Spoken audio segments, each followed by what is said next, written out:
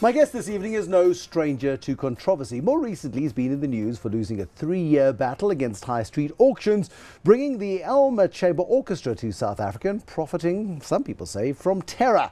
This is Tonight. I'm Bruce Whitfield. Tonight I'm joined by Ivor Ichikowitz, founder and executive chairman of Paramount Group. Do you actually manufacture weapons of human destruction? Do you make guns and cannons and tanks? Absolutely not. You know, the media love this illusion of an Iron Man type character that does tanks and guns, and it's not what we do at all. You know, Paramount Group is today probably the Southern Hemisphere's largest independent aerospace and defence business, and we grew out of an industry that was specifically designed to protect troops in difficult environments. South Africa had technology that allowed us to produce very sophisticated landmine protected armoured vehicles.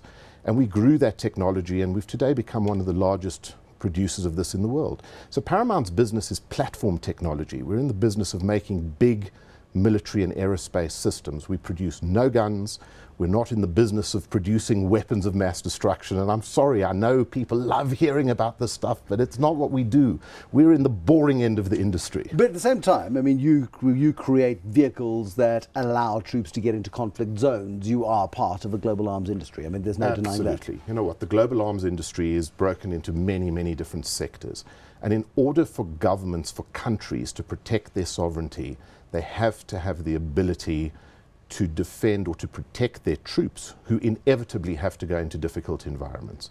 And the industry is very controversial, but it's also a very misunderstood industry. And I think that people, specifically in this country, would like to believe that we do things that we really don't. Have you ever declined to provide product to a country or to a leader? Absolutely, many times. Did you supply Gaddafi, for example? So one of the great stories that I tell was about a very sizable transaction that we were about to do in Libya that we walked away from. And this was long before any trouble was on the horizon in Libya, but we knew and we understood that we were dealing with a government that at the time wasn't responsible, and we didn't want to deal with the consequences of a government that was unresponsible. You know, our industry is one of the most controversial, but also the most controlled industries in the world. We're governed in South Africa by the NCACC, which is considered globally to be one of the most... It's the National Council for Conventional Arms Control, and it falls under the Wassenaar Commission, which is an international commission reporting to the United Nations. Very transparent, very responsible. It's the one thing in South Africa that really does work and for which South Africa is well respected. And we choose to be regulated under that environment. We cannot sell to countries that are on UN embargo lists. We cannot sell to countries that operate against the interests of South Africa. So it's very, very heavily controlled. In fact, I would say probably as controlled, if not more controlled, than the banking industry. Who draws the line on your behalf as to who you deal with and who you don't? Well, first of all, we have a very stringent internal compliance procedure. We're a 21-year-old company. We're built to last. We want to be here for another 100 years. So the first thing is we've got very stringent internal controls.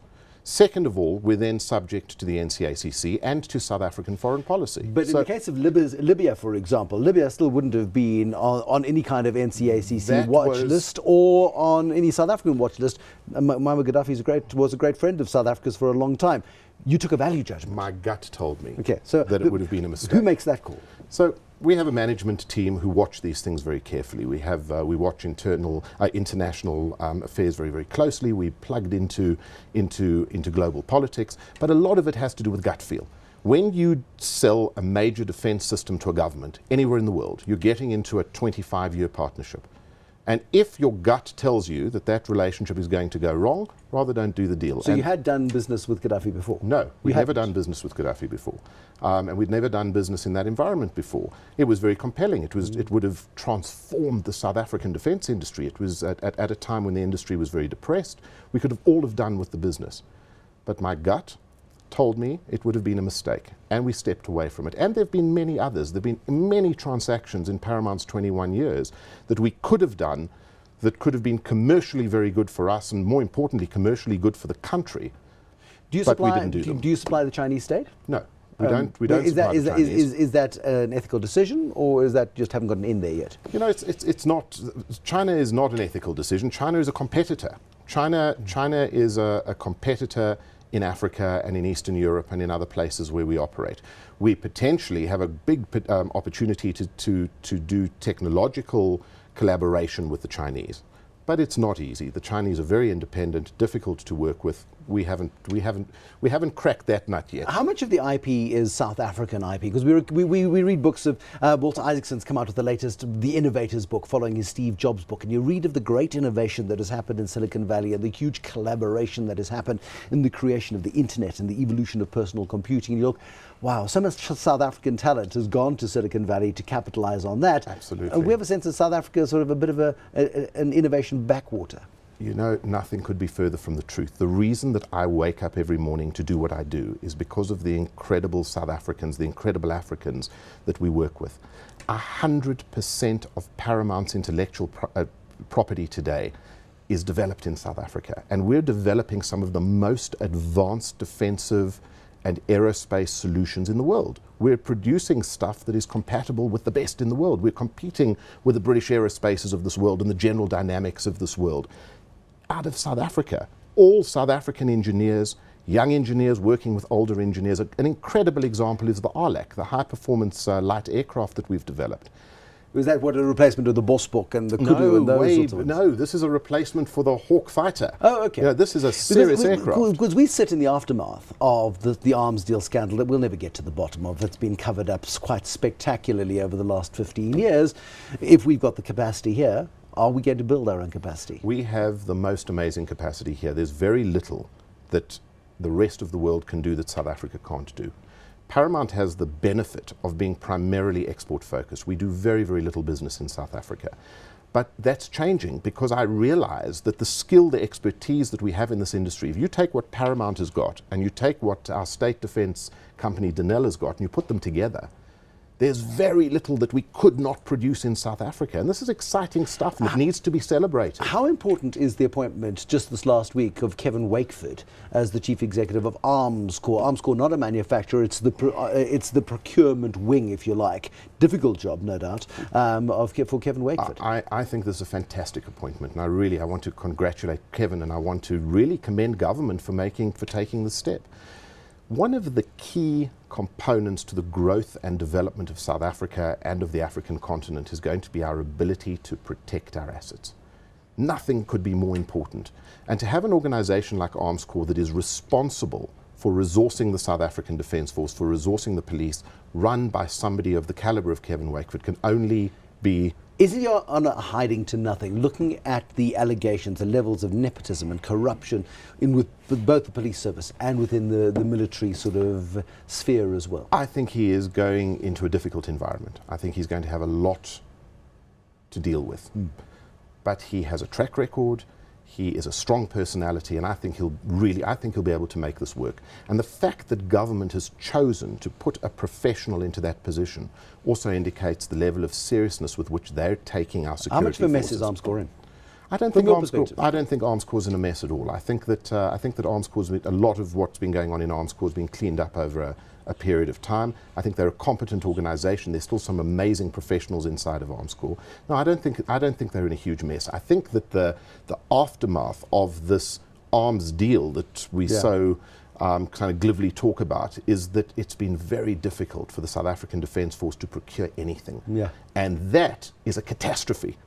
Because what has happened is instead of the South African Defence Force growing and becoming a very, very capable force... We sent troops into the Central African Republic with pea shooters. Well, we sent troops into the Central African Republic with equipment that is 25 years old because the arms deal has prevented a procurement process which has only been bad for the country. You know, sometimes we do stuff without thinking about the long-term consequences. We look at the very real threats on the African continent right now. We look at Al-Shabaab in East Africa. We look at Boko Haram operating in West Africa. The threads of ISIS coming through into the African continent. It's enough to make your blood run cold. How worried should we be? You've got connections in the intelligence services, no doubt? It's not even about connections in the intelligence service. You just have to watch what's being shown on television. We should be very worried. And we should be very worried, because the reason that these elements have been allowed to run riot throughout Africa is because the West has put serious restrictions on African countries using their budgets to procure defensive equipment, the capability to defeat these things. If you're these elements, if you stop these things as they start, then they don't become elements that run riot the way ISIS and Boko Haram and Al-Shabaab have Is run there a riot. way through it? Absolutely. Africa is starting to take this very seriously. One of the great things that's happening is African governments themselves are taking responsibility for dealing with this. Nobody is shouting to Europe or the United States, say, come help us. But you look at home and you look at xenophobia and what's erupted on the streets of South Africa in recent weeks. We've got a huge problem on our hands. We've got a trust deficit through this continent. There's a trust deficit through this continent because we still have not dealt with the most fundamental issue, and that is the alleviation of poverty.